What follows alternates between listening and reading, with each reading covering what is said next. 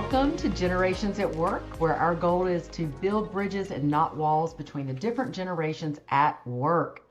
Before we get started, if you want to learn more about how to lead different generations in the workplace, or perhaps you need workshop or coaching for your teams, you want to raise the leadership lid of your organization, please visit us at maxwellleadership.com/generations at work. Now, we also have an added value for you. We have created a downloadable free Generations at Work playbook. You can also access that at maxwellleadership.com/generations at work. I am your host, Susan Davis, and with me today, our generational expert, Dr. Tim Moore. He's the author of A New Kind of Diversity, Making the Different Generations on Your Team a Competitive Advantage. And you can pick up that book at maxwellleadership.com. Dr. Elmore, welcome. Welcome to the podcast once again. And I am super excited about today's episode as we are going to talk about communication, right? One of the most important things we can ever do. And let's just jump right in. I think a lot of leaders have noticed that as new employers are entering the job market, right, there are so many different styles and opinions about how communication should be taking place. Let's explore that a little bit. I'd love for you just to give us some information as we jump right on into this topic. Sure. Yeah. Well, I think anybody that's awake and breathing knows that every human being has preferences for the way communication takes place. And in the workplace, it's very, very obvious. There may be a Gen X boss or a baby boomer boss that says, this is the way we've always communicated. It's Slack or this or that. And a Gen Zer may come in with zero work experience. Maybe their parents all their life so far have said, focus on academics, focus on academics. So they're coming into a workplace and they're going, can I DM you, direct message or text you or whatever? And that may be fine, but I think leaders are going to have to be very clear right up front. This is the norms we want to have. I was talking to a human resource executive. Yeah. And I almost couldn't believe the story she told, but I'm going to share it now. Yeah. She said she sent out a notice for all of her department that they needed to have a meeting on Monday to talk about some very important issues at 3:00. Her Generation Z team member emailed back and said, oh, that time's not good for me. Here's a link to my calendar. And if you can just see what might work, this is what works for me. And of course, this young man, bless his heart, had no idea you don't say that to your boss, that you don't say fit into my schedule rather than me into yours. So this is what we just need to talk about is nobody's dumb, nobody's stupid, but we just need to get clear lines of communication and find out what the norms need to be. Yeah. I can see the boomers and the Xers and even millennials right now saying, what? How could this person say that? So let's talk about that. Why is this such an issue? Why is it such an issue of the different styles and opinions for how communication should take place? Well, Susan, you and I have talked about this a bunch, even off camera. One of my theories that I think is empirically proven over and over and over is even though the generation gap, that term, has been around for 6 decades, the gap has gotten wider between generations as the screens that are in our life went from public to private. So there was one screen in our homes way back in the day. It was a television. We watched it together. Yeah. Today, we're on this individual, personal, private screen. And so a young person is on different platforms than an old person. And my gosh, if there's 4 or 5 generations at work, they might be on 4 or 5 different platforms obtaining their news, often fake news, etc. So that's one big, big problem. There's also another one I want to bring up, though. This is one that I think employers don't think enough about. There is a power gap at work, whether we admit it or not. I'll tell you a quick story. Yeah, let's talk about that some more. Years ago, our president at Growing Leaders, I still am the founder, but I was the founder and CEO, and our president had requested a meeting from Charlie. And Charlie was a wonderful, sharp, very smart young lady in her 20s, but he requested a meeting. And Susan, I have never once met a team member that turned down the president when he requested a meeting, but she didn't respond. She just ghosted him. And so he tried again in a gentle sort of way to reach out digitally, and then he called her and she didn't answer. So the next thing he does, this is a true story, Goodness. is our president goes to our HR director and says, "What's up with this? I mean, I'm about to say, should I let you go? You know?" And she said, "Oh, she's just having a struggle right now. Don't press this. Just let it alone and give it some more time." He never did meet with her.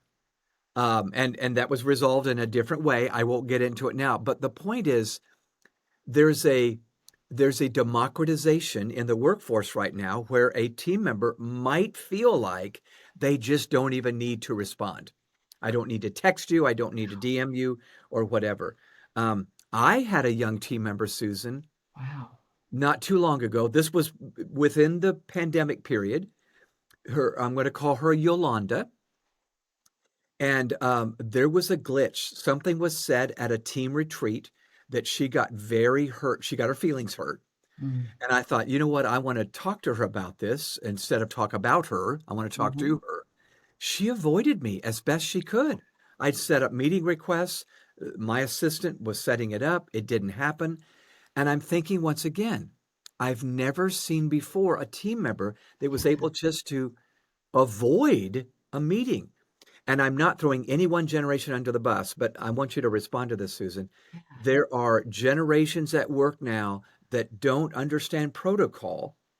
I'm just warning everybody listening right now that might just respond in that way. I don't know how to have a hard conversation, so we won't have a conversation At all. at all. It's the Have you avoidance, noticed right? this too? I mean, have you ever seen Yeah, this with this? I think, we do a lot of training around difficult conversations, how to have Yeah, difficult yeah, conversations, preserve the relationship, how to coach to high performance, use curiosity. But yes, I see more and more people don't want the conflict. They'd rather just say, forget about yeah, it, let's move on. But if you don't address it, it's always going to rear and come back yeah, up. You it know, will. this communication gap and what are some solutions to it? Like, how do we Yeah, get past as yeah. leaders? How do we get past this communication gap? Yeah. The first item that I recommend, and I actually put this in the book, A New Kind of Mhm. Diversity, I talk about establishing very early on what are preferences, what are expectations, and what are demands. Now, let me Mm, break that down very rapidly. yes. Preferences are very soft. You're asking or you're communicating right up front. I mean, maybe in the job interview, but certainly within the first week or two. What are your preferences about the workplace? They might say, "Oh, I wish we had a Coke machine," or "Oh, I prefer this or that." It's not too strong. It's not a Hmm. a game changer or a make or break situation, but you might hear something and you might go, "Oh my gosh, we could do that." She would love that, or he would love that. Not a big deal, but here's what I've learned. Sometimes a young, recently graduated team member can come in and express a preference as though it were a demand. Mm, After all, on social media, we're all conditioned to yell and scream with three exclamation points on yeah. that post, and it's unnecessary. But I think you did. I think we do well to say what are some preferences. You might be surprised with a 22-year-old compared to you and your age, what might come up. Expectations are a little stronger. When you Mm, begin to talk about expectations, you understand if they have an expectation or an assumption that something's going to happen, it could be a conflict. And if you don't bring it up, that conflict is going to brew and simmer and marinate and maybe explode 6 months later because you never talked about it.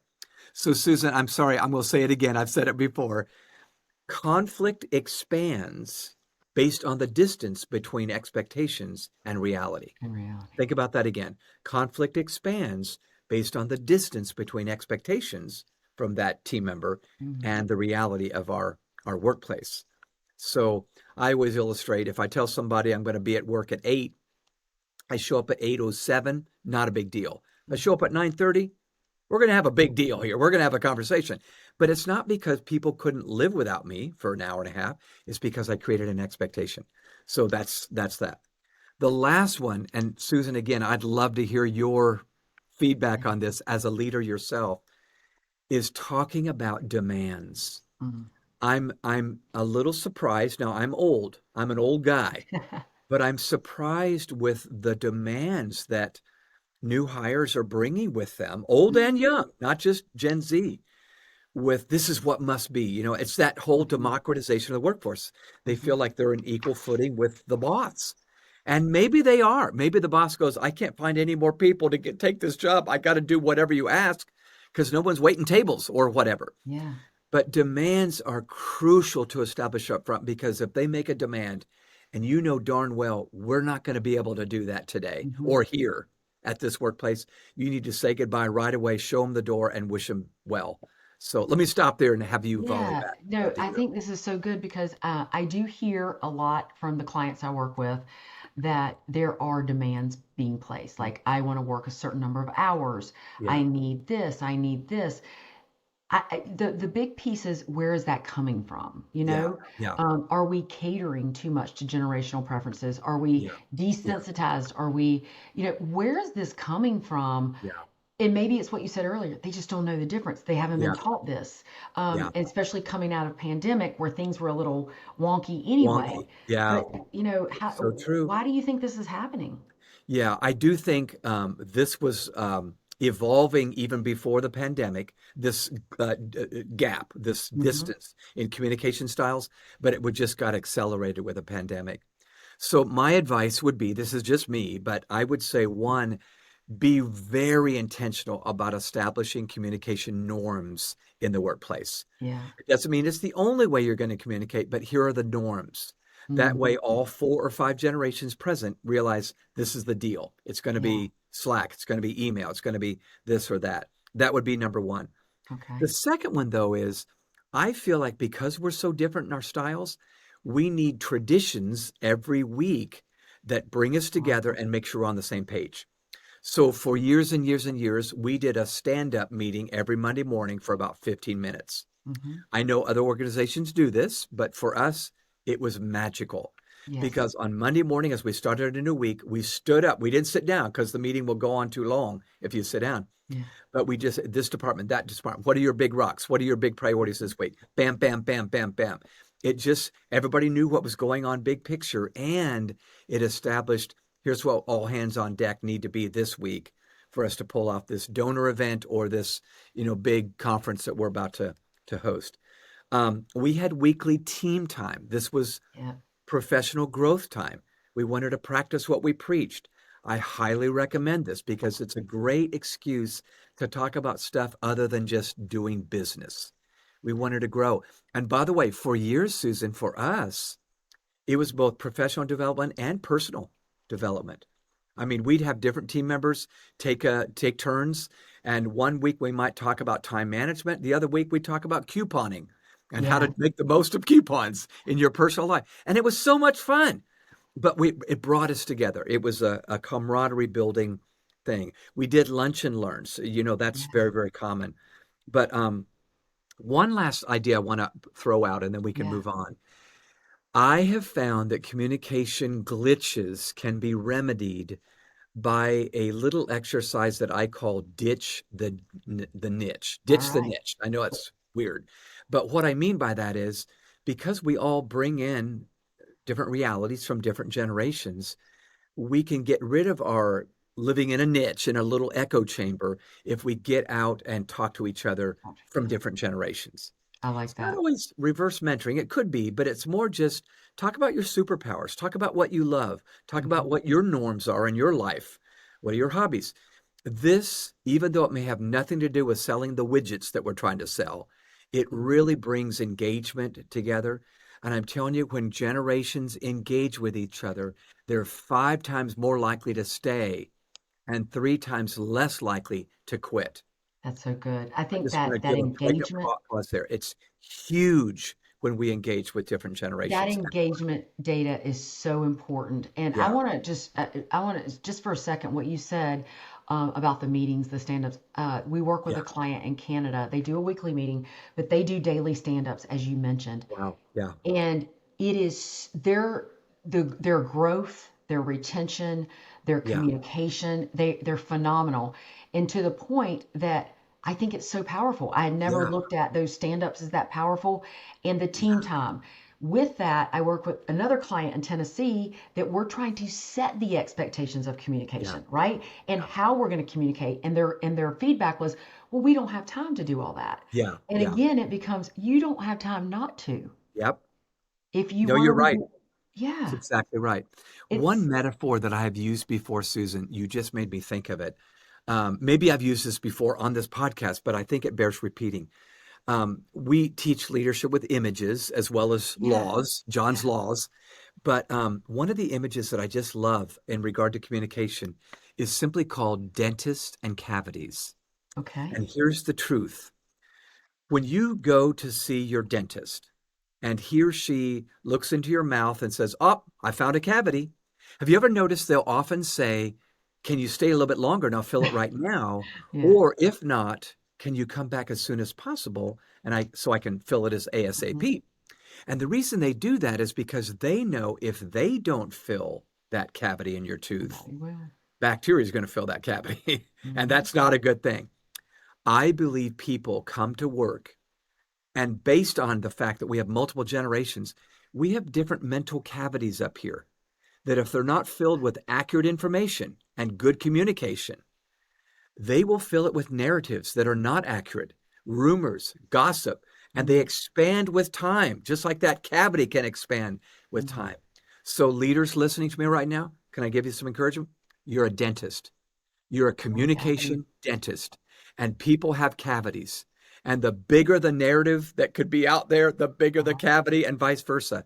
So I want to just encourage you, whether it's a weekly stand up, like Susan just mentioned, Yeah, or I'm so sorry, a daily stand up, or yeah. maybe a weekly, find times. I have found it's very difficult to over communicate, particularly Mm. with the different generations that are at work today. That's so good. You were talking about some of the gaps that are wider and the issues, and Yeah, and what sticks out to me is the demands, the expectations, the preferences. yeah, Should we be catering to those yeah. different generational preferences? Is that healthy, unhealthy for the organization? It's a great question, and I don't know that there's one right answer, but I do think we ought to talk about it. Um, you know how sometimes we hear the phrase, uh, every organization is filled with problems and tensions? Problems are something to be solved, tensions are to be managed. There's always going to be a little tension between sales and fulfillment, right? The salespeople are selling God knows what to that client, and fulfillment's, wait, we don't even have that product, you know? Mm-hmm. I will never forget back in the 80s and 90s working under John Maxwell, he'd announce a new product from the platform. We had not made it yet. So, we're writing down notes for what John Maxwell told us. So, a couple of thoughts, and then I'd love to hear your input too, Susan. I think once you establish communication norms, it's totally fine to discover preferences and once in a while talk to that Xer where that Xer go like you, that Xer goes, oh good, he understands me. He knows Mm-hmm. me. Or that millennial or that Gen Zer. But I do think it's important to have norms to say, if we're going to get on the same page, we probably need to be on the same page, Mm-hmm. which may be Slack. It's a digital page. Yeah. But I guess what I'm saying is just like you got family members, maybe you got a family of five, you know what their preferences are. You know Yeah. that. In fact, let me say this. I've come up with a new image that I just love. I call it the gift factor, and here's what it basically teaches. Have you ever noticed when it's Christmas time or holiday time and you have a gift exchange? Have you ever noticed the people that are really good at Gift giving makers. gifts? Oh yeah, and you pick them. Yeah. Oh, you know that. Yeah. So in our family, Oh yeah. we do a gift exchange. We choose, we draw names, and Mm-hmm. my wife Pam might get, Ben, and Ben might get, Ashley May or whatever. But because we're a fairly large family, it's a better way to do it for us. Yeah. Well, we learned after 1 year, you did want my wife to get your name. She knows exactly what you want, and she'll probably spend a little extra money that she And the shouldn't have bow spent. looks good. The package looks good. That's right. That's Yeah. exactly right. Yeah.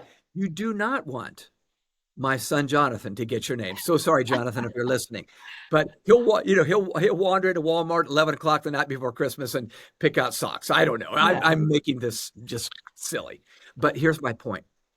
I think our leadership and our communication, in many ways, should feel like a gift, where that Mm. person on the So other side good. says, "Oh, he knows me. She knows me." And that doesn't mean you're catering all the time, but I do think our people, if we're leaders, ought to feel like we know them.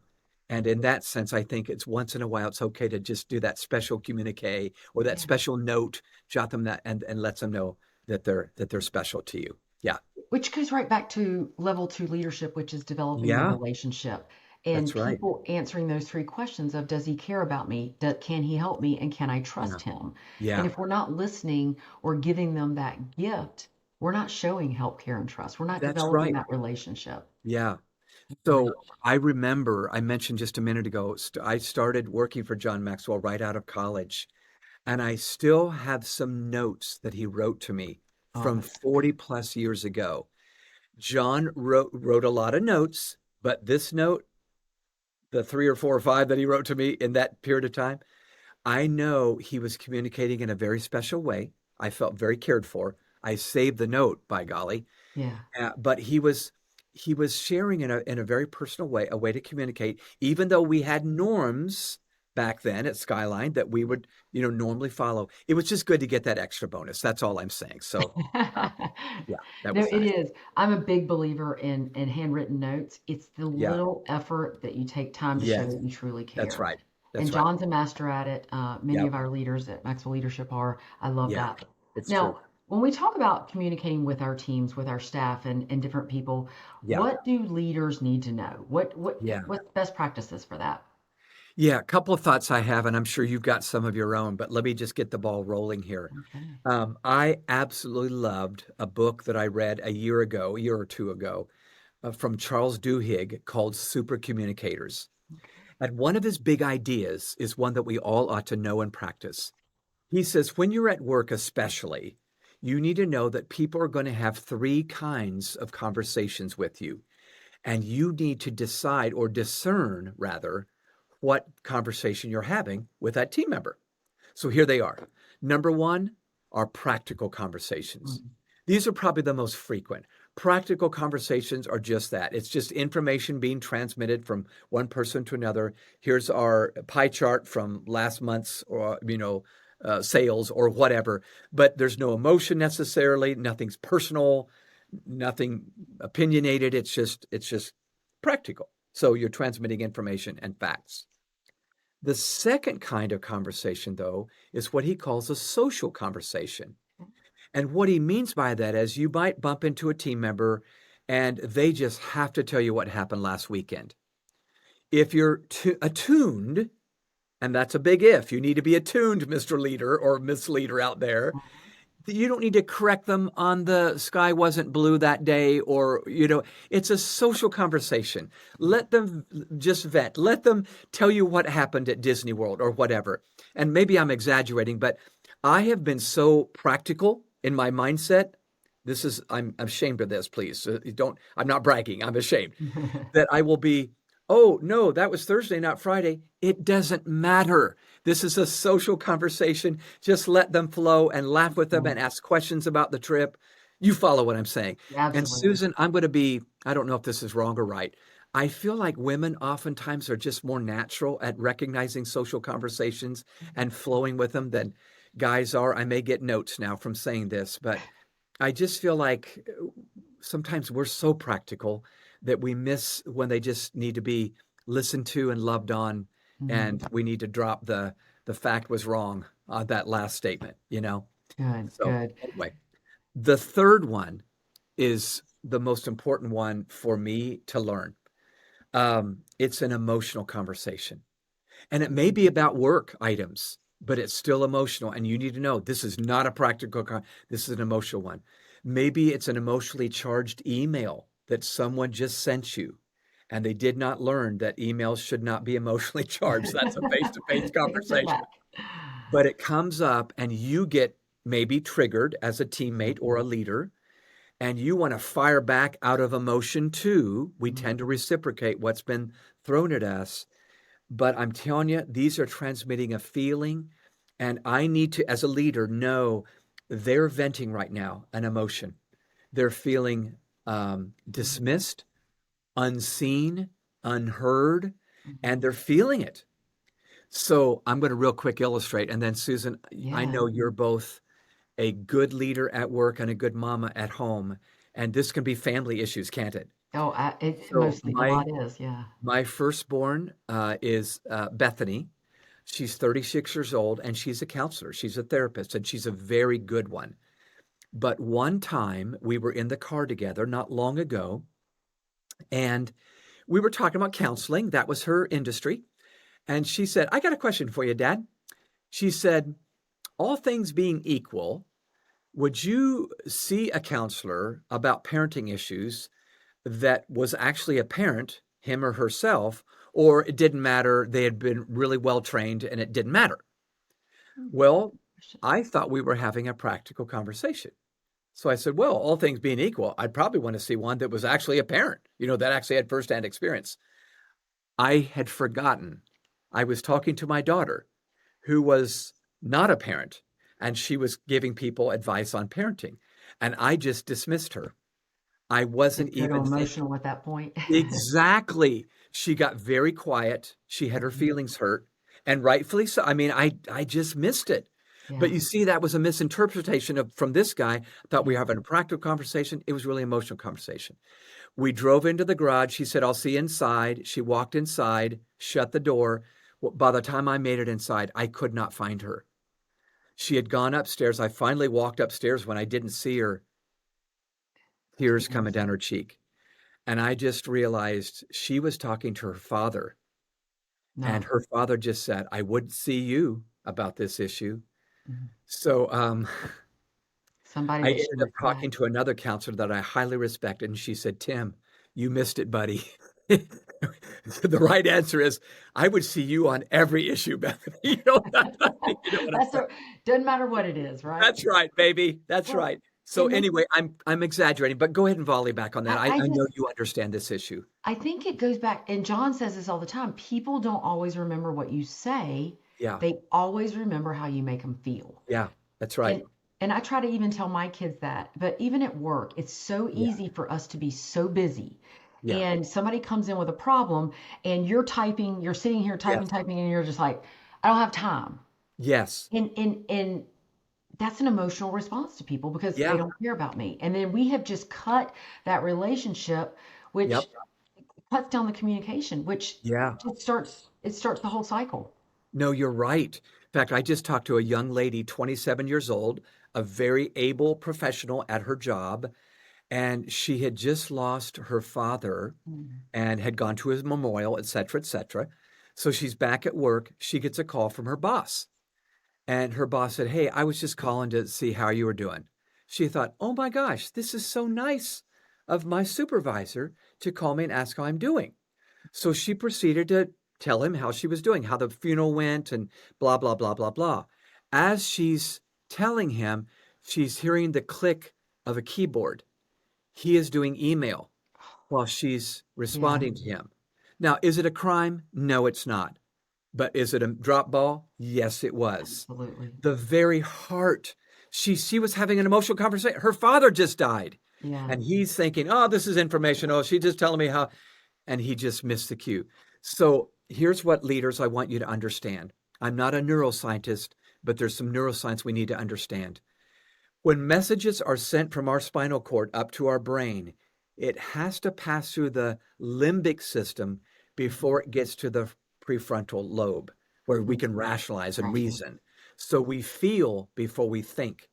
And that young lady, who was an Mhm. able team member, was sharing her heart about the funeral of her father. And he's doing email saying, Well, I'm multitasking, I'm listening. And I think he lost 5 points with his Maybe team he member. probably lost more than that. He Yeah, he lost probably probably a lost more lot of than 5 points. loyalty. Yeah, yeah. Um, uh, just today, I was with a coaching client and working on his personal growth plan, and I'm going to ask your opinion on this. Okay. And two of his comments were number one, I need to work on my patience when things don't go right and how I Yeah, communicate. yeah, And the other one was when my day gets hijacked and there's yeah, disruption, yeah. I tend to be very quick, right? Yes, And I yeah, need to work on that. And yeah, you just kind of said people feel something before they think about it. yeah. How do we communicate And listen, this is hard. Yeah, This is it not is. easy stuff. But Yeah. how should communication take shape in this point of disruption Yeah. and conflict and Great question.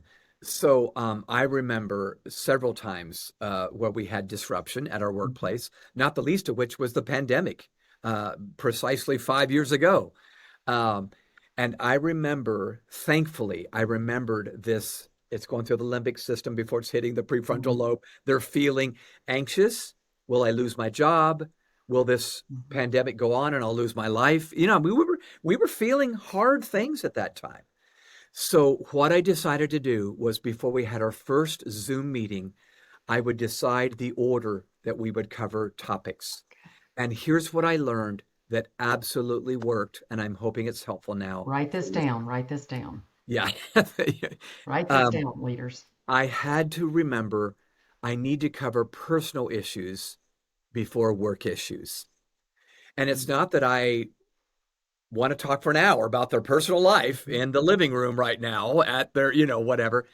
But I knew I needed to communicate, I care for you and your personal life so they could volley back, oh, good, so I can care for the work. I really do believe people need to hear, I care about your life. That allows them to feel empowered enough to say, Mhm. okay, then I'll do the business I've got in front. I don't feel like I'm the only one looking out for number one. Yeah, So personal before so work, good. personal before work, personal before work. You will get to work, but I think it's got to be personal first. Another thing I learned, Susan, was hard before easy. Hard before easy. Why is that? Well, the reason for this is everybody knows we're in a hard time. It's a time of disruption, right? Whatever it Mhm. is.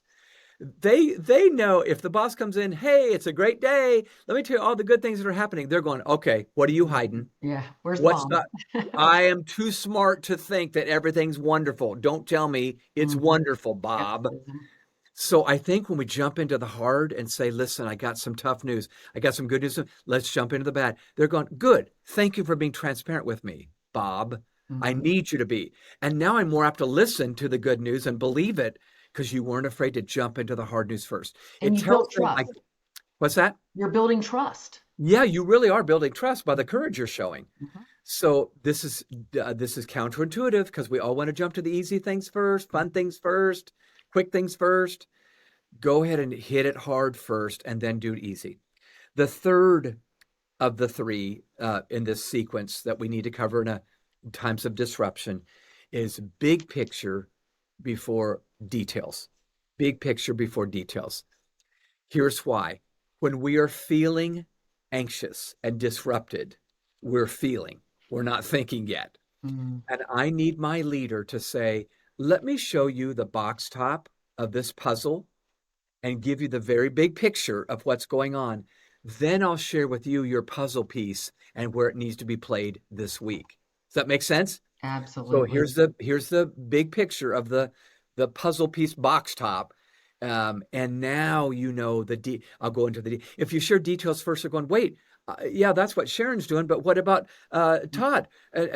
Don't worry about Todd. Don't worry about Sharon. Let's Mhm. get the big picture. Now here's your piece. So I'll stop there. I'd love Yeah, for you to I, volley back I in. I love this. My leader, Chris, if we only have 10 minutes, he always starts personal before work. Yeah, And that's and it's a way for leaders to model that you matter, right? It's yeah, always the law of connection. Leaders touch a yeah, heart before they ask for a hand. yeah, And so if you didn't get this, write it down. Personal before work, hard before easy, and big picture before details. yeah, yeah, I love that, creating that trust in that relationship.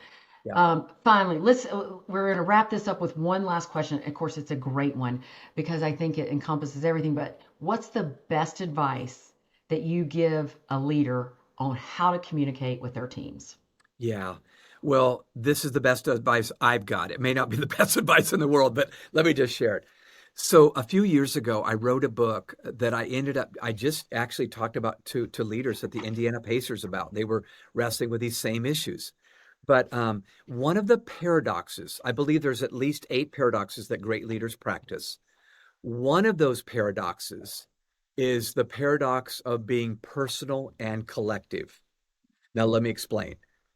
I believe the leaders that are able to communicate well are able to both convey, I see the big picture of what's going on at this company, but I also know your personal struggle, Susan, that sort of thing. So let me give a quick illustration that I think will put a cherry on top of this. A few years ago, I spoke at an annual company business meeting. I was the guest, so the president of the company spoke first. And in his address, which took about 30 minutes, he shared pie charts and graphs and the numbers and how they'd grown in that fiscal year by 22%. It was a great year. But I mean, as he spoke, everybody's listening, going, "Oh my gosh, I'm glad you're in charge. You are a smart man. You are a very smart man." I mean, that's the feeling you had.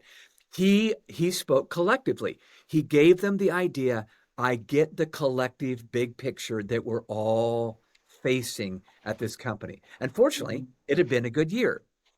But Susan, here's what he did next that was nothing short of brilliant. He finished his notes and he let us know that's the report. And then what he did next, and I'm going to model this for you right now. If you're watching, folks, instead of just listening, I'm going to model it. Yeah. He took off his glasses and he walked out from behind the podium and he said this. Now, I'd be kidding myself if I felt like I actually led this charge. Nancy, you guys in marketing, you crushed it this year. And last October, what you pulled off, blah, blah, blah, blah, blah. And he showed him he knew personally what they had done. Mm-hmm. Jason, you guys in communication, oh my gosh, I can't believe what you pulled. I could have never done that. And he told a story about Jason and his team. And then he did another, and then another. He didn't get to all 300 employees, but he got to 4 or 5 of them, to the point that people, Susan, are now wiping tears from their eyes. He knows us. He knows us. And I'm thinking, this guy put on a clinic. I'm smart enough to get the big picture, but I'm personal enough to say, and I know this was a challenge for you this year, and you guys blew us out of the water. Everybody leapt to their feet at the end. The sound man leapt to his feet with tears running down. He didn't even work for the company. He's a professional sound man, but he's weeping because this guy communicated so well. So my advice would be, learn to be collective. Don't you dare let people know Sharon's struggle, but you don't know what the heck's going on with the company's fiscal, health. But on the other hand, it's so easy to be the boss and just share general detail, general. And people are going, does he or she even know I'm a single mom right now and I am really struggling to pay the bills? The Mm-hmm. best leaders do both. I tell you, it's coming back to that relationship, the It empathy, is. the Yeah. how we're making people feel. Yeah. We have touched on so much. We could go so much more in communication. I want to remind people, if you're interested to learn more about this, you can pick up Tim's book, A New Kind of Diversity. What I love about this book, this is the book we use in our generational diversity team building workshops that we work with teams to grow their teams, is how do we take the different diversities Mhm. and make it a competitive advantage? Yeah. And because that's the thing, we all communicate different. As we started this out, we have this communication gap, but we all do something very well, right? And how do we use this as a competitive advantage for our organizations and our teams? Yeah. Such rich information. We appreciate everybody being here today at Generations at Work. Again, our goal is to build bridges, not walls, between the different generations. If you want to learn more about how to bring one of these workshops to your organization, or maybe you need coaching, or you just want to raise the leadership lid on your organization, go to maxwellleadership.com/generations at work. You can also download your free Generations at Work playbook. We are excited to be here. You can get this book at maxwellleadership.com, A New Kind of Diversity by Dr. Tim Elmore, our generational expert. We are so excited that you were joined us today, and we will see you on the next podcast.